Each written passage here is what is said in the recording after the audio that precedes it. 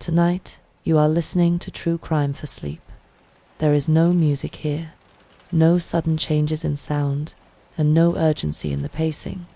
Just a calm voice, a steady rhythm, and a story told carefully enough to let your mind slow down as the night settles around you. If you can, dim the lights where you are. Let the room soften. Allow your body to rest in whatever position feels most natural without trying to force sleep. You do not need to concentrate on every word. You can listen lightly, the way you might listen to rain against a window, present for a moment and then drifting away again. This channel is a quiet space. The stories told here are real, but they are shared with respect. There are no graphic descriptions, no shock for its own sake, and no pressure to stay alert. The purpose is not to disturb you, but to gently guide your thoughts into stillness. Tonight's story is different from many true crime cases. There is no confirmed crime scene, no courtroom verdict, no moment where everything becomes clear. Instead, there is absence, a quiet disappearance that unfolded during an ordinary day, in a way that felt small at first, and only later revealed how deeply unsettling it truly was. This is the disappearance of Andrew Gosden. Andrew was 14 years old when he vanished in September of 2007. There was no note left behind, no phone call, no obvious sign of distress. He simply stepped out of his normal routine, boarded a train, and was last seen walking calmly through one of the busiest places in the country. What makes this case linger is not spectacle, but simplicity. It is a story that asks quiet questions rather than loud ones. Questions about routine, about assumptions, about how easily an ordinary morning can slip into uncertainty without anyone noticing right away. It is the kind of case that stays in the mind because it never announced itself as an emergency until it was already too late. Because this is a sleep-focused documentary, we will move slowly. We will focus on what is confirmed and separate it carefully from what is uncertain. When theories exist, they will be treated gently and clearly labeled, never blended into fact. The goal is understanding, not speculation. Andrew's disappearance affected his family deeply, but it also affected the wider public because it challenged a comforting belief. The belief that children vanish loudly, that something dramatic must happen, that there will always be warning signs that demand attention. Sometimes there are none. Sometimes a routine continues almost normally, while something important quietly changes beneath the surface. As you listen tonight, you do not need to hold on to the details. You do not need to form opinions or search for answers. This story has lived with uncertainty for many years, and you are not being asked to resolve it. You are only being invited to sit with it calmly for a while, and then let it rest. Take a slow breath in through your nose, and let it out gently. Feel the space around you, the weight of your body being supported, the sense that for now, nothing else is required of you. The world can wait, the questions can wait. Even the story itself can soften as it unfolds. The night is quiet now, and in that quiet, we begin. In 2007, Doncaster was a place defined by routine. It was not a city that demanded attention, and that was part of its character. Streets followed familiar patterns. School mornings looked much the same from one week to the next. People tended to know their neighbors, or at least recognize their faces. Life there moved at a steady pace. Shops opened on time. Buses followed predictable routes. Parents left for work. Children walked to school. The ordinary rhythm of weekdays gave people a quiet sense of reliability. The feeling that most days would unfold in roughly the same way as the day before. For families, this kind of environment often creates comfort. There is reassurance in familiarity. When a place feels stable, it encourages the belief that nothing sudden or disruptive is likely to happen without warning. In towns like Doncaster, the unexpected feels distant, something that belongs elsewhere. In 2007, technology had not yet reshaped daily life in the way it would only a few years later. Mobile phones existed, but they were not constant companions for everyone, especially children. Social media was still limited in reach. Location sharing was not part of everyday thinking. Communication was more deliberate, less continuous. This meant that small gaps in contact did not immediately raise alarm. If someone was late home, it could be explained away. If a phone did not ring, it might simply mean the person was busy, distracted, or somewhere without reception. Silence did not automatically signal danger. Schools followed predictable schedules. Students left home at similar times each morning, wearing the same uniforms, carrying the same bags, walking the same routes. Parents trusted these routines because they had worked before. When something happens the same way every day, it becomes invisible. The morning rush was usually brief and unremarkable. Doors opened and closed. Footsteps faded down the street. Houses settled back into quiet once everyone had gone. It was the kind of normality that rarely leaves a memory, because it feels permanent. Doncaster itself was well connected. Trains passed through regularly. London was several hours away, but it was not unreachable. For adults, travel to the capital might be planned and purposeful. For children, it was usually something distant, abstract, part of the wider world rather than everyday life. This connection to the larger country existed quietly in the background. It did not dominate daily thinking. Most families focused on local concerns, schoolwork, after-school activities, evenings at home, plans for the weekend. When a place feels this settled, people learn to rely on patterns rather than possibilities. They expect that if something were wrong, there would be a sign, a call from school, a knock at the door, a clear interruption to routine. But sometimes, disruption does not arrive with noise. Sometimes, it arrives folded inside the ordinary.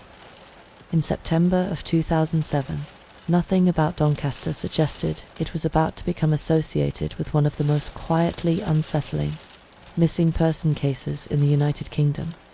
There were no sirens, no early warnings, no public sense of danger. The town woke up as it always did. People left their homes believing the day would end the way it usually did, with everyone returning again in the afternoon and evening. There was no reason to think otherwise. No reason to imagine that a routine would break without announcing itself. This is what makes the beginning of this story so difficult to grasp. The disappearance did not begin with chaos. It began with normality, with an ordinary morning in a place where ordinary mornings were expected. And it is within that calm, familiar setting that something quietly shifted. Not loudly enough to stop the day, not sharply enough to draw attention right away, but enough to change everything that followed. As the town continued its routine, unaware, a single absence began to form. Not yet noticed, not yet named, just a small deviation from what was expected, hidden inside the comfort of ordinary days. Andrew Gosden was, by most accounts, a quiet and thoughtful teenager. He was not someone who drew attention to himself, and he did not seem to seek the spotlight. Teachers described him as intelligent and capable.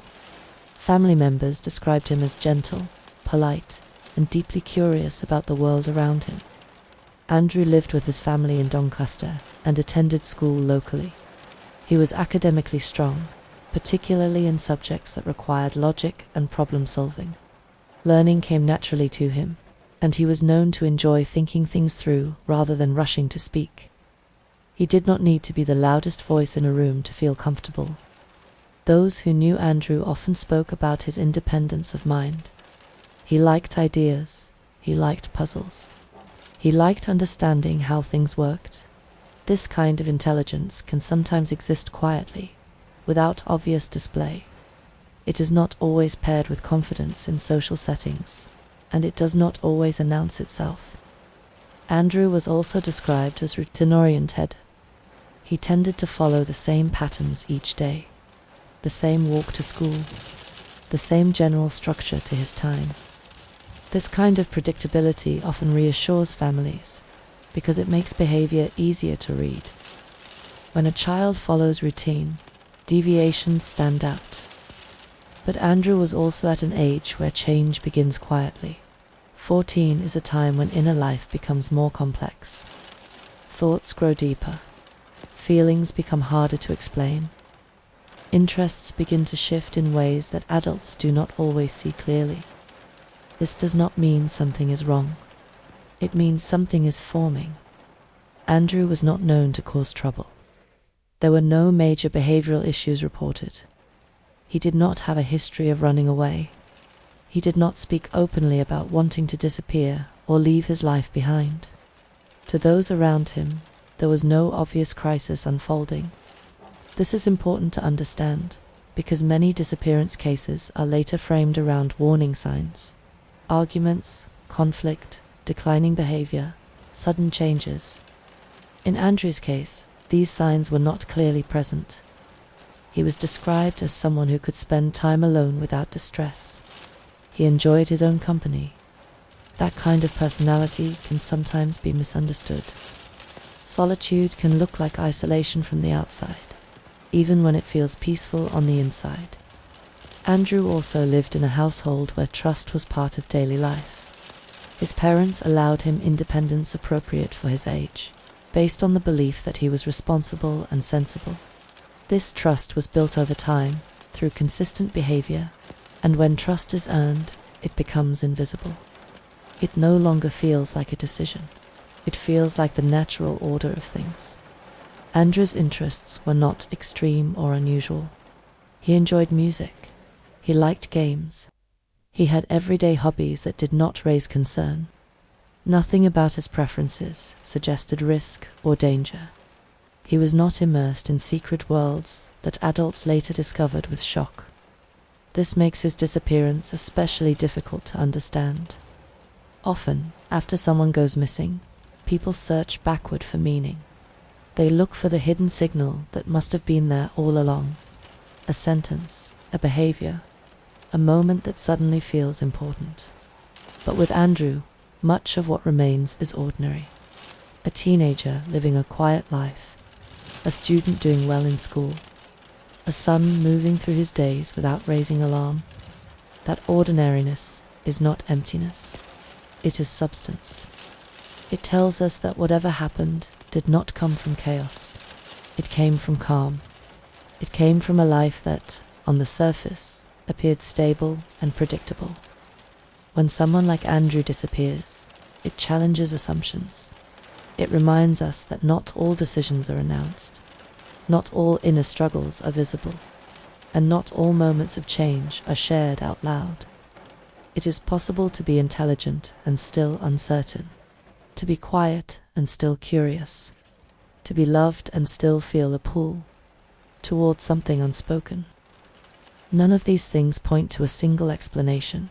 They simply describe a human being at a moment in life when identity is still forming. Andrew Gosden was not a mystery before he disappeared. He was a person, a thoughtful teenager, a son, a student, someone whose life was still unfolding. And that is why his absence feels so heavy, because the story did not begin with danger. It began with a quiet, intelligent boy living an ordinary life in an ordinary town, on days that looked exactly like all the others. Friday, September 14th, 2007, began like many other school days in Doncaster. There was nothing about the morning that suggested it would become significant. And that ordinariness is one of the most haunting aspects of what followed. Andrew Gosden woke up at his usual time. He got dressed, ate breakfast, and prepared to leave the house for school. His parents saw nothing unusual in his behavior. There were no arguments, no emotional conversations, and no visible signs of distress. The morning followed the familiar rhythm that had guided countless days before it.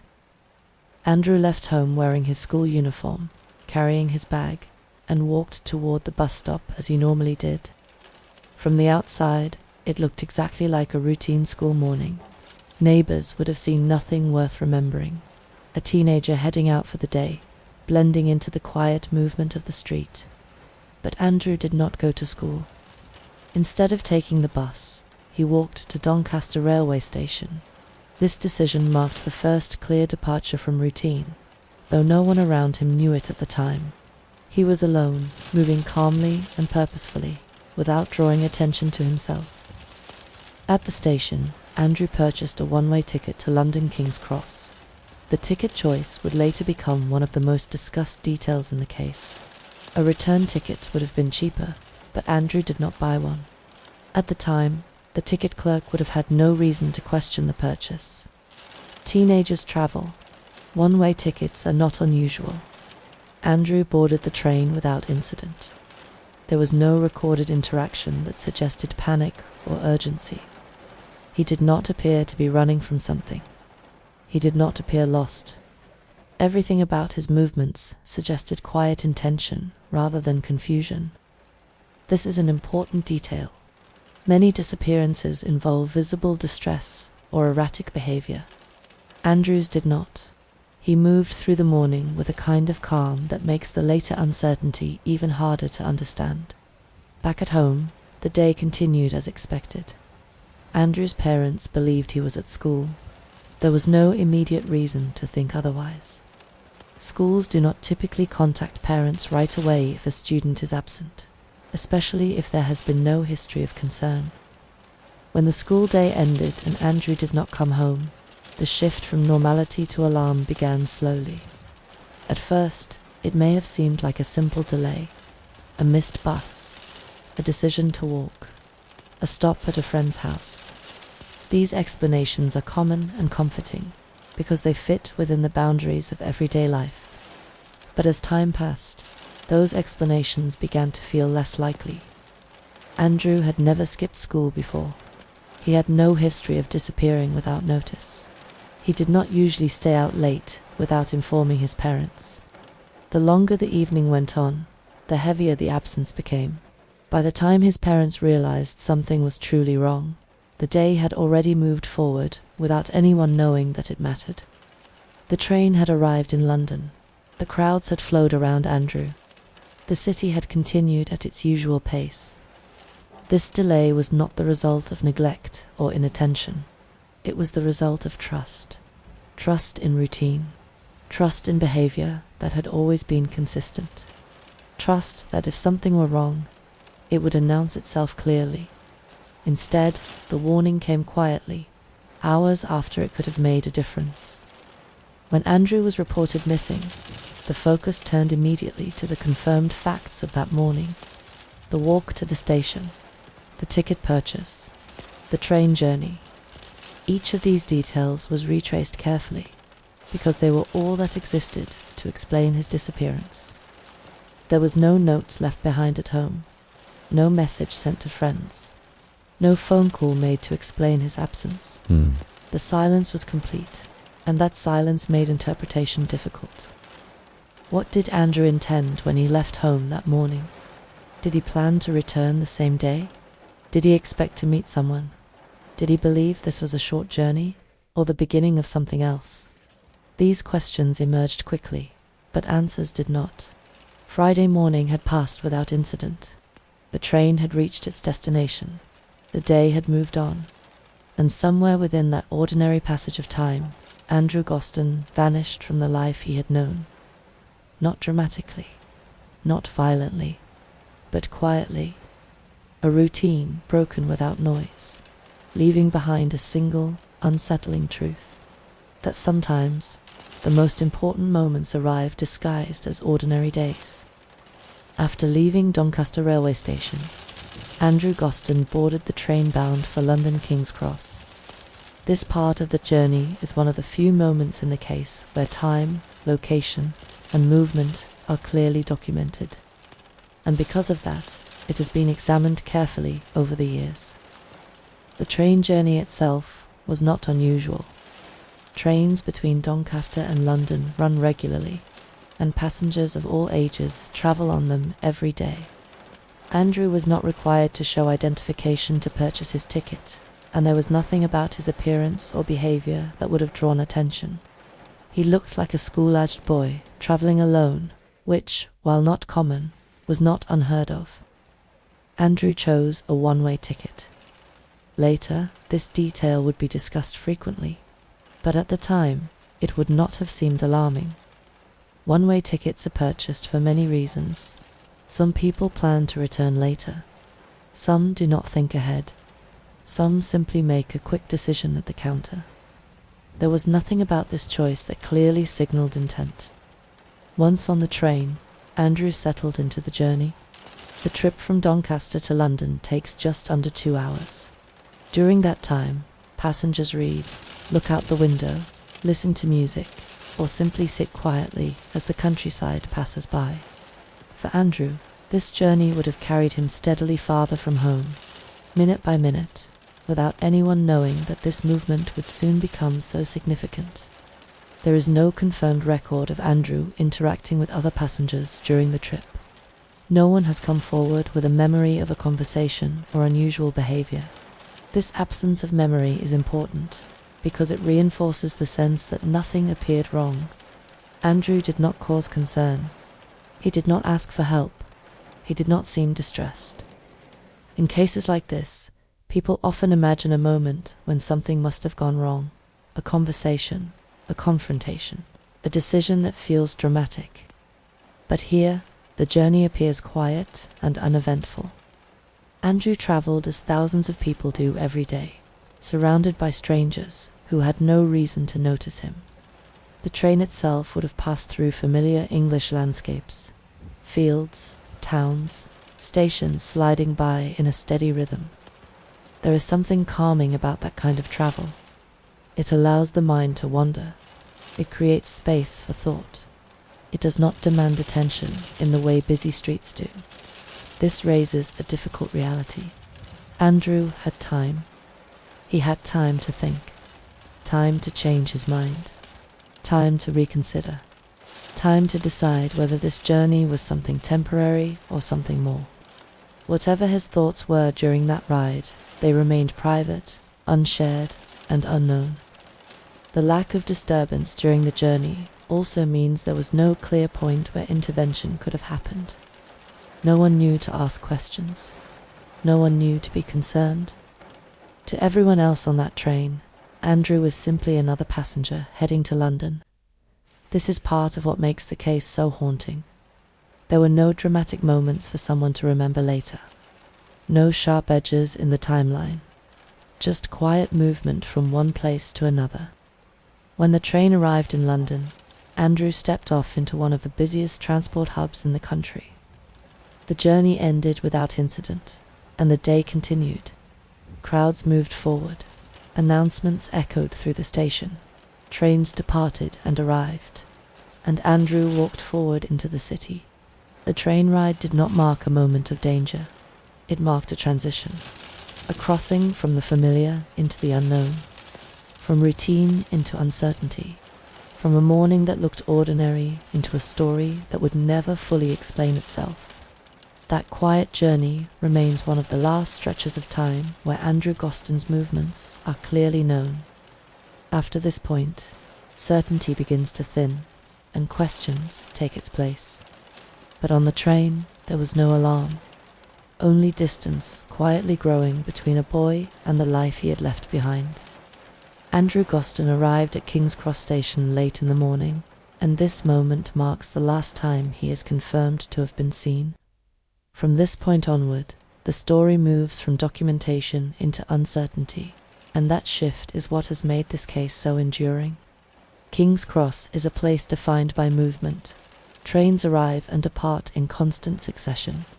People hurry across the concourse with luggage, coffee cups, and phones in hand. King's Cross is a place defined by movement. Trains arrive and depart in constant succession. People hurry across the concourse with luggage, coffee cups, and phones in hand. Announcements echo overhead. The atmosphere is busy, impersonal, and fast-moving. It is the kind of environment where individuals can blend into the crowd without effort. CCTV footage shows Andrew walking through the station calmly. He is not running. He is not being followed. He does not appear to be looking for help.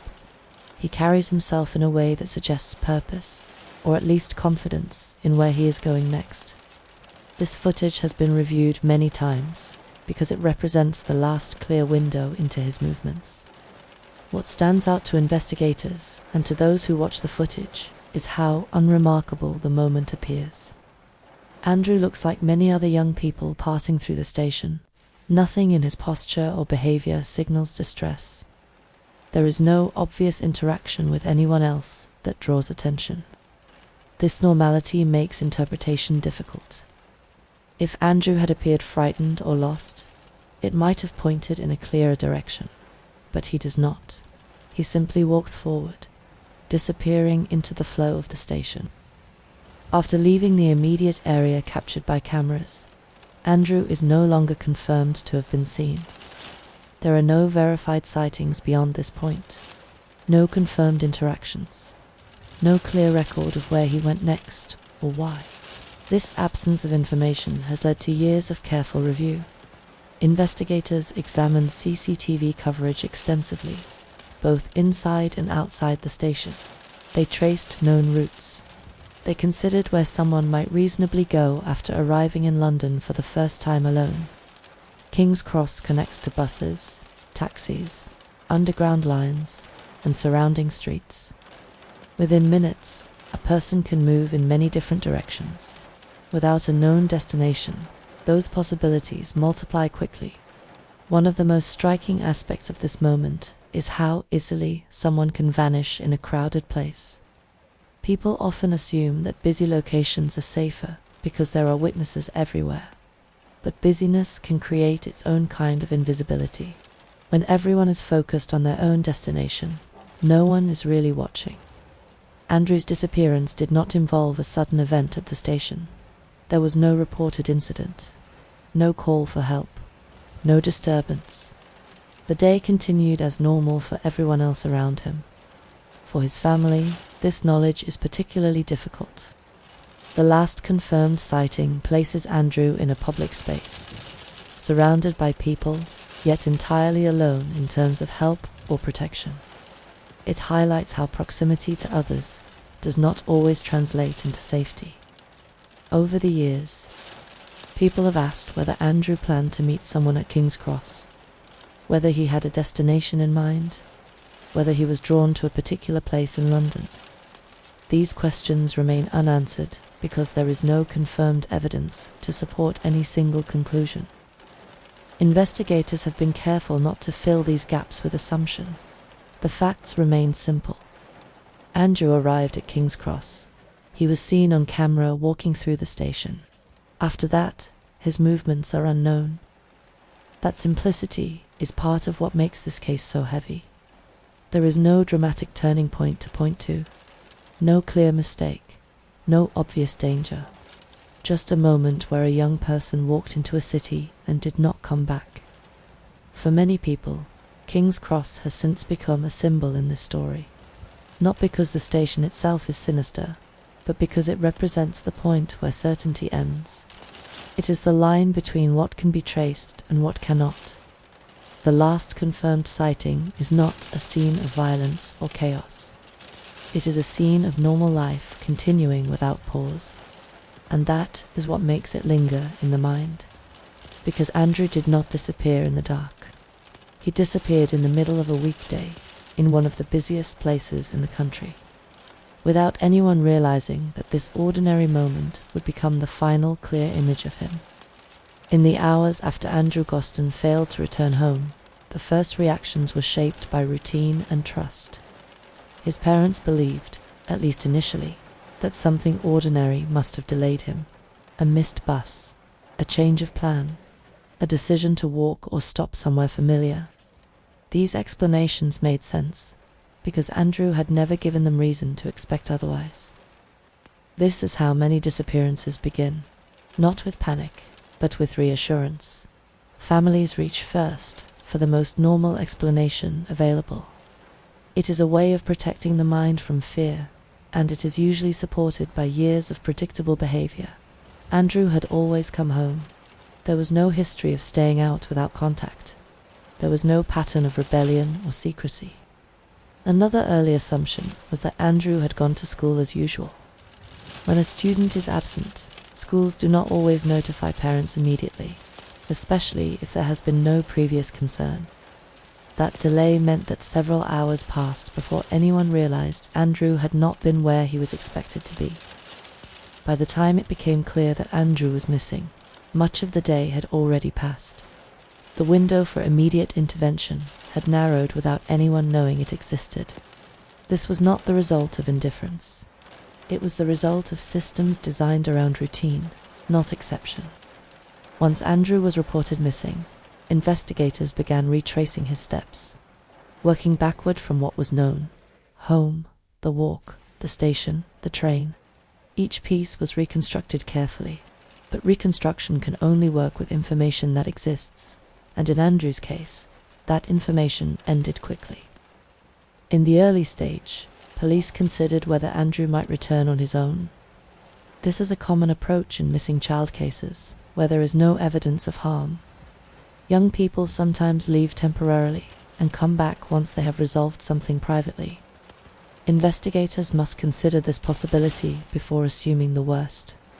That assumption can buy time, but it can also cost time, because while authorities waited for Andrew to reappear, the City of London moved on. Crowds changed, transport systems reset, CCTV footage cycled. The longer the delay, the harder it became to capture a complete picture of his movements after King's Cross. There were also assumptions about communication. Andrew did not take a mobile phone with him. At the time, this did not feel especially unusual. Not every teenager carried a phone constantly, but without a phone, there was no way for him to reach out easily, and no way for others to track his movements or contact him. This absence of communication became one of the case's most painful features. There was no call home, no message to a friend, no digital trace that might explain intent. Silence filled the space where explanation might have been. Another early assumption involved money. Andrew had taken cash with him, but not an amount that clearly indicated long-term planning. This detail did not point strongly in any direction. It could support the idea of a short trip or something spontaneous. It did not confirm a plan to disappear permanently. These small uncertainties added up. Each one created space for hope, but also space for misinterpretation. In many cases, missed signals are only visible in hindsight. At the time, each decision feels reasonable. Each assumption feels justified. It is only later, when the outcome is known, that people look back and wish something had been handled differently. In Andrew's case, there was no single moment that clearly signaled danger. There was no argument, no threat, no dramatic break in behavior. The signals were subtle, and subtle signals are easy to miss. The assumption that Andrew would return may have delayed the urgency of the response, but it was also an assumption built on trust, consistency, and love. It came from believing that a child's world was still anchored to home.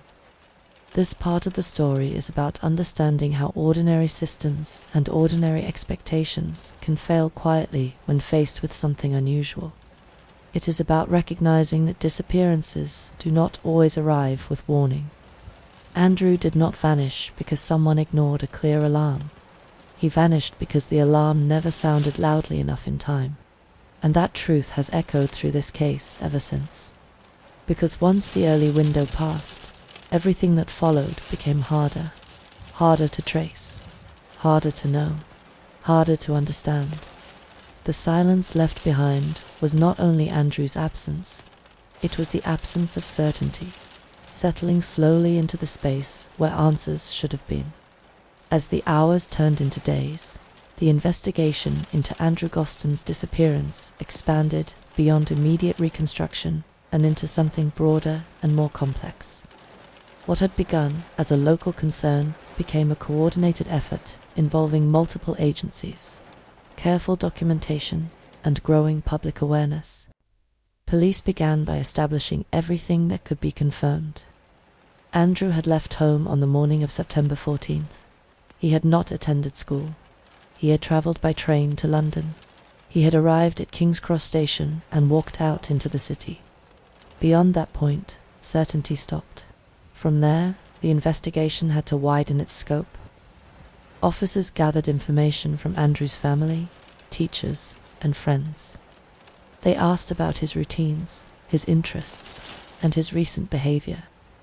They looked for any changes, no matter how small, that might suggest a reason for his actions. This is a delicate process, because families are often asked to examine their memories under intense emotional strain, searching for meaning where none was obvious at the time. At school, staff were interviewed to understand Andrew's academic life and social environment. Teachers described him as capable and intelligent. There were no reports of serious bullying or disciplinary problems. He was not known to be struggling in a way that would clearly explain a sudden disappearance. Friends were also spoken to. Investigators needed to know whether Andrew had mentioned plans, interests, or ideas about London, whether he had talked about concerts, shops, events, or people he wanted to see, whether anyone else knew something he had chosen not to share with adults. No clear answers emerged. As the investigation expanded, police began reviewing transport data. They confirmed Andrew's train journey. They examined ticket records. They reviewed CCTV footage where it was available. This process was time-consuming and limited by technology. CCTV systems in 2007 did not operate the way they do today, and footage was often overwritten after a short period. That meant investigators were working against time, trying to identify and preserve what little visual evidence still existed. The investigation also moved into London itself. Officers considered where Andrew might reasonably have gone after leaving King's Cross. Parks, museums, shopping areas, arcades, and public spaces were all considered. London offers countless places where someone could spend hours unnoticed, especially a quiet teenager who blended easily into crowds. Searches and inquiries were carried out, but without a destination. Each possibility remained just that, a possibility. As days passed with no confirmed sightings, the case was treated with increasing seriousness. Andrew was formally classified as missing, and appeals were made to the public. His image was shared, his description circulated. People were asked to come forward if they had seen him. Public response can be a double-edged part of an investigation. It can bring crucial information, but it can also generate noise. Tips arrive in large numbers, and investigators must carefully sort credible leads from misunderstandings and well-meaning guesses. Police followed up on reports as they came in. Each sighting was assessed. Each claim was examined. Most could not be confirmed. Some were ruled out quickly. Others required more time to investigate before being set aside. As the case gained attention, it became clear that Andrew had left very little behind in terms of clues. He had not used a bank card. He had not made known online arrangements. He had not contacted friends or relatives after leaving home. The absence of digital and physical traces made the investigation especially challenging. This lack of information did not suggest a lack of effort. It suggested a lack of evidence. Investigators also had to consider safeguarding concerns. Whenever a child goes missing, authorities must consider the possibility of harm. That consideration guided decisions, even when there was no direct proof of danger. But without specific evidence, investigators had to balance urgency with accuracy. Over time, the investigation expanded beyond geography and into duration. What had Andrew intended? Was this a short trip that went wrong? Or was it a longer absence planned without disclosure? Both possibilities were considered, and neither could be ruled out. As weeks passed, the case did not resolve, and when a case does not resolve quickly, it enters a different phase. It becomes something families live with day by day, something investigators revisit again and again. hoping that time will produce a new lead. The expansion of the investigation marked a shift from immediate response to long-term search. It was no longer about finding Andrew that day or that week.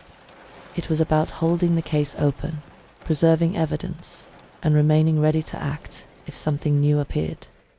This stage is often the hardest for families. The early shock has passed, but certainty has not arrived. Life continues in an altered state, where hope and fear exist side by side, neither able to fully take hold. For investigators, the work became quieter and more patient. Files grew thicker, leads were logged and revisited. Information was stored in the hope that one day a new detail might connect to something old. The investigation had expanded, but it had also reached the limits of what could be known at that moment, and so it waited, waiting for time to reveal something that the first days could not. One of the most challenging aspects of the investigation into Andrew Gosden's disappearance was what investigators did not find. In an age where digital footprints often provide answers, Andrew's case stood out because of how little technology revealed. In 2007, digital life did not operate the way it does today. Social media existed, but it was not universal. Smartphones were not yet constant companions. Many young people still used shared family computers, and online activity was not always continuous or traceable. This context mattered greatly when investigators began examining Andrew's digital presence. Police carefully reviewed the Gosden family computer. They looked for evidence of online conversations, hidden accounts, emails, or searches that might suggest plans or secret communications. What they found was largely unremarkable. There was no clear evidence that Andrew had been communicating with someone online in the period leading up to his disappearance. This absence became a defining feature of the case. There were no chat logs pointing to a meeting, no messages suggesting coercion or grooming, no digital trail that explained why Andrew traveled to London that morning. The silence extended beyond the physical world and into the digital one. Andrew did not take a mobile phone with him. At the time, this did not immediately raise alarm. Some teenagers did not carry phones constantly, and Andrew was known to sometimes leave his phone behind. But without a phone, there were no call records, no text messages, and no location data to review. This lack of communication made it impossible for investigators to know whether Andrew attempted to reach out to anyone after arriving in London. If he needed help, there was no record of it. If he met someone, there was no digital trace of the interaction. Police also examined gaming systems and devices. Andrew was known to enjoy video games, and investigators wanted to know whether he had interacted with anyone through online platforms connected to gaming. Again, nothing conclusive was found. No secret profiles.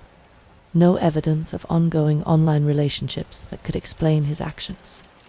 What investigators faced was a rare situation. A young person disappeared in a modern city, yet left behind almost no technological evidence. In many cases, digital activity provides timelines, motives, or connections. Here, it provided none. This absence led to careful and restrained interpretation. Police avoided assuming that something must have been hidden simply because nothing was found. They understood that not every disappearance is digitally driven, especially in a time when online life was still unevenly integrated into daily routines. The lack of digital evidence also meant that many common investigative paths were closed. There was no online contact to trace, no account to subpoena, no message to analyze. Investigators were forced to rely more heavily on physical movement, witness reports, and confirmed sightings. This made the case quieter, but not simpler. Silence can be misleading. It can suggest intention where there was none, or absence where something did exist but left no record. Investigators had to be careful not to fill the gaps with assumption. For the family, the lack of digital clues was deeply frustrating. Technology often feels like a safety net. When someone disappears today, there is often hope that their phone or computer will offer answers. In Andrew's case, that net was not there. Instead, there was only the known timeline and the unknown space beyond it. Over time, as technology advanced, the case was revisited with new tools. Investigators looked again at digital possibilities, considering whether earlier searches might have missed something. But even with improved understanding, the same conclusion remained. There was no clear digital trail leading away from Andrew's ordinary life. This highlights a difficult truth. Not all disappearances leave clues that can be traced through screens and servers. Some leave only physical absence and unanswered questions. Andrew's case reminds us that technology, for all its power, does not always provide certainty.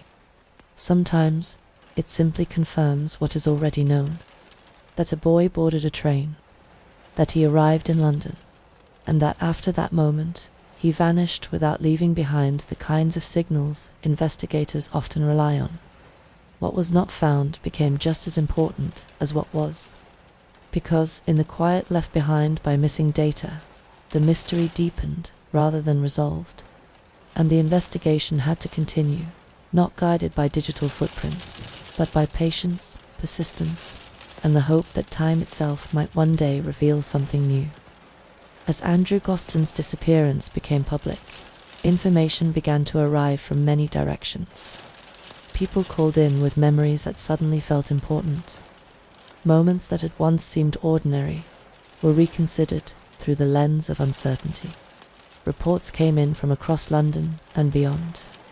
Some described a teenager who resembled Andrew in busy public spaces. Others suggested sightings days or even weeks after he was last confirmed to be seen. Each report carried the possibility of meaning, and each one required careful, patient evaluation. Police approached these reports with caution. Memory is not fixed. It shifts with time, suggestion, and emotion. A face seen briefly in a crowd can feel certain in retrospect, even when details do not fully align. Investigators needed more than resemblance. They needed confirmation. Where possible, CCTV footage was reviewed.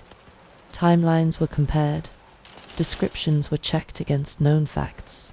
In most cases, the reports could not be verified. Some placed Andrew in locations that could not be reconciled with confirmed movements. Others lacked supporting evidence altogether. This did not mean the reports were false in intent. Many came from people who genuinely wanted to help. When a disappearance remains unresolved, people begin to look more closely at their surroundings. They search their memories for anything that might make a difference. Over time, the flow of information slowed. As days became months, and months became years, opportunities for confirmation faded. Cameras overwrote footage. Witnesses became less certain. The immediacy of the moment passed, leaving behind only fragments. For those waiting for answers, this stage was especially difficult. Each report created a brief moment of hope. Each follow-up that led nowhere brought quiet disappointment. The cycle repeated itself, wearing down certainty without ever replacing it with clarity. Public attention remained, but it changed in tone. The urgency of early appeals softened into long-term awareness. Andrew's image continued to circulate, not as breaking news, but as an unanswered question that refused to disappear. Despite the volume of tips and sightings, nothing emerged that could reliably explain what happened after Andrew left King's Cross. No confirmed meeting, no verified destination, no trace that could be followed forward with confidence. What remained was absence. Not dramatic, not loud, just steady and unresolved. The reports did not solve the mystery, but they did reveal something else. A collective unwillingness to let the disappearance fade completely. A sense that even without answers, attention itself mattered. And in the quiet that followed each unconfirmed lead, the same question lingered. Where did Andrew go? And why did the trail end so completely? As time passed without clear answers, different explanations were considered carefully and quietly. not as speculation meant to entertain, but as possibilities weighed against what could actually be proven. In a case defined by absence, theories often arise not because evidence demands them, but because the human mind struggles with uncertainty. Police were careful in how they approached this stage. They did not rush to conclusions. They did not present a single narrative as truth. Instead, they acknowledged a small number of broad possibilities, while making clear that none could be confirmed without evidence. One possibility considered was that Andrew left voluntarily. This did not mean running away in a dramatic sense, but rather choosing to leave without fully understanding the consequences. Andrew was 14. Intelligent, yes, but still young. Police acknowledged that young people sometimes make decisions driven by curiosity, emotion, or a desire for independence, without planning for what comes after. However, this explanation raised difficult questions. Andrew had left behind money in his room. He had not taken essential belongings. He had not contacted anyone after arriving in London. There was no evidence of long-term preparation. These details did not clearly support a planned disappearance. Another possibility was that Andrew intended a short trip, perhaps a day in London, perhaps a specific place he wanted to visit.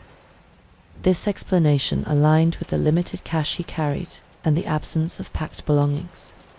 It also aligned with his calm behavior, but again, there was no confirmation. No ticket stub, no verified location, no witness who could place him anywhere after King's Cross. The idea that something went wrong during what was meant to be a brief journey remained present, but undefined. Police also had to consider the possibility of harm. This is an uncomfortable but necessary part of missing person investigations, especially when the missing individual is a child. However, without a crime scene, without evidence of struggle, and without witnesses, this possibility could not be supported by facts alone. Importantly, investigators avoided assigning blame or assuming intent without proof. They did not suggest that Andrew was coerced. They did not confirm contact with any individual. They did not claim evidence of grooming or manipulation. When no evidence existed, they said so plainly. This restraint became one of the defining characteristics of the official position. The case was treated seriously, but not sensationally. Silence was not filled with invention. Over the years, public theories expanded far beyond what police endorsed. Some were rooted in misunderstanding. Others were shaped by fear, or by the natural tendency to look for patterns. The internet amplified these ideas, sometimes blurring the line between possibility and fact. Police consistently clarified that many widely shared claims were unsupported. They emphasized that no definitive explanation had been established, and that many popular narratives did not align with the known evidence. One of the most important official positions remained unchanged. There was no confirmed reason for Andrew's journey to London, and no confirmed account of what happened afterward. That absence of explanation can feel unsatisfying. Stories often feel easier to accept when they have a clear cause and effect. But real investigations do not always deliver that kind of closure. Sometimes, the most honest answer is simply that the truth is not known. For the family of Andrew Gosden, this uncertainty became part of daily life. Not knowing can be heavier than knowing something painful. It leaves no edge to grasp, no place to rest grief fully. Officially, the case remains open. Andrew is still considered missing. Investigators have not ruled out possibilities prematurely, and they have not closed the door on new information. Time has passed, but the case has not been abandoned. This position reflects a quiet reality. Some disappearances do not resolve into neat conclusions. They remain suspended between explanations, waiting for a detail that may or may not ever surface. What police have consistently returned to is evidence. Confirmed movements, verified facts, clear separation between what is known and what is assumed. In a world that often demands certainty, This approach requires patience, and patience is not passive. It is active restraint. It is choosing not to speak beyond what can be proven.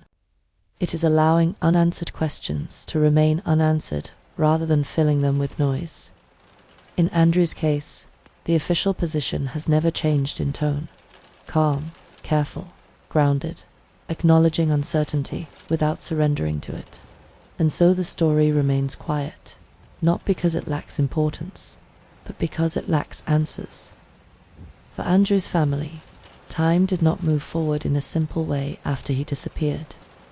Days continued, seasons changed, years passed, but everything was measured against a single absence that never softened. Life carried on around them, yet something essential remained suspended, waiting. When a child goes missing, families often describe a strange kind of time. It stretches and contracts. Moments of hope feel intense and fragile. Long periods of silence feel heavy and endless. There is no clear point where waiting stops and grieving begins, because without answers, both exist together. Andrew's parents continued to speak about him in the present, not as a memory sealed in the past, but as a person who could still return. This choice is not denial. It is a way of surviving uncertainty. When there is no confirmation of loss, hope becomes a form of endurance. Public appeals were renewed over the years, not out of habit, but out of belief that someone, somewhere, might still hold a piece of information that mattered, a memory that did not seem important at the time, a detail that only made sense later. Families live with the quiet understanding that answers do not always arrive quickly, but sometimes arrive unexpectedly. Andrew's disappearance also meant living with unanswered everyday questions. What kind of adult would he have become? What interests would have grown stronger? What paths would have opened? These are not dramatic thoughts, they are quiet ones, and they return often. Time does not erase those questions. It simply changes how they are carried. There is also the burden of public attention. While awareness can help keep a case alive, it also means that families must exist in a space where strangers discuss the most personal parts of their lives. Every theory, every suggestion, every assumption becomes something they must either absorb or gently set aside. Through all of this, Andrew's family remained focused on one thing: keeping him present, keeping his name spoken, keeping the possibility of answers open without forcing conclusions that were not supported by evidence. Hope, in this context, is not loud or dramatic. It is quiet and disciplined. It is the decision to continue, even when there is no new information. It is the belief that truth still matters, even if it takes years to emerge.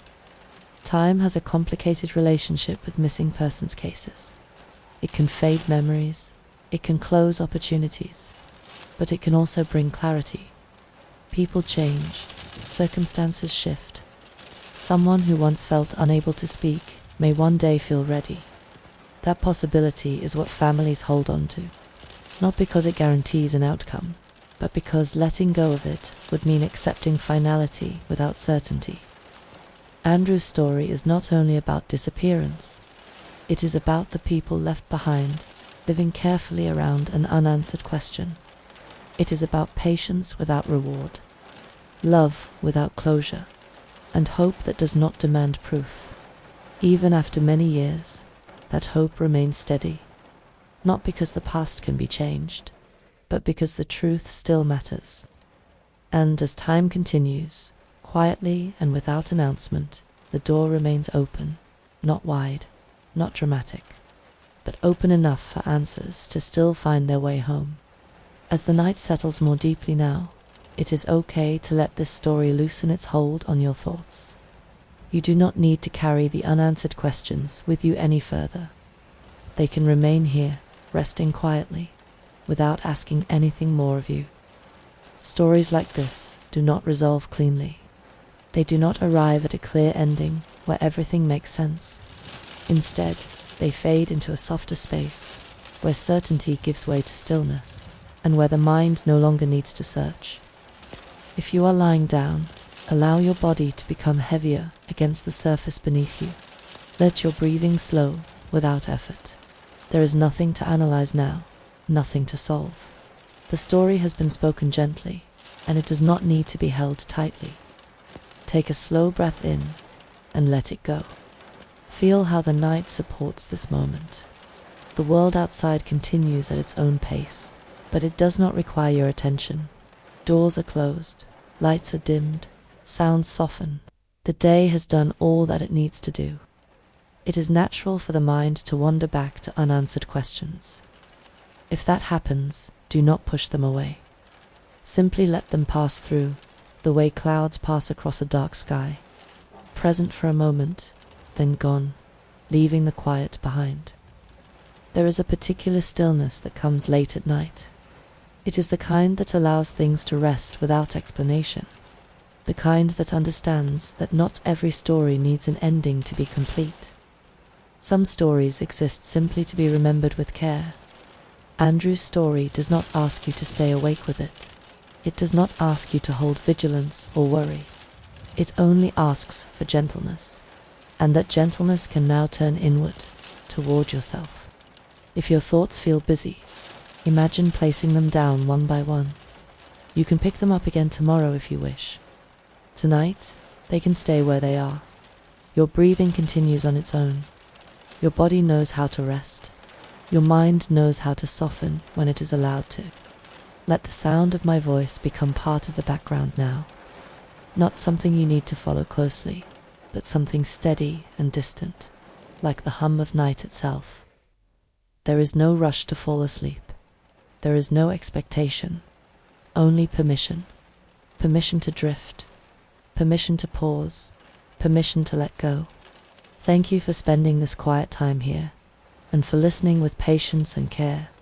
These stories are told slowly, without music, without urgency, and without judgment, so that the night can remain peaceful. For now, allow everything to grow still. Let the room fade. Let the thoughts slow, and let sleep arrive in its own time, gently, quietly, exactly when it is ready. Good night.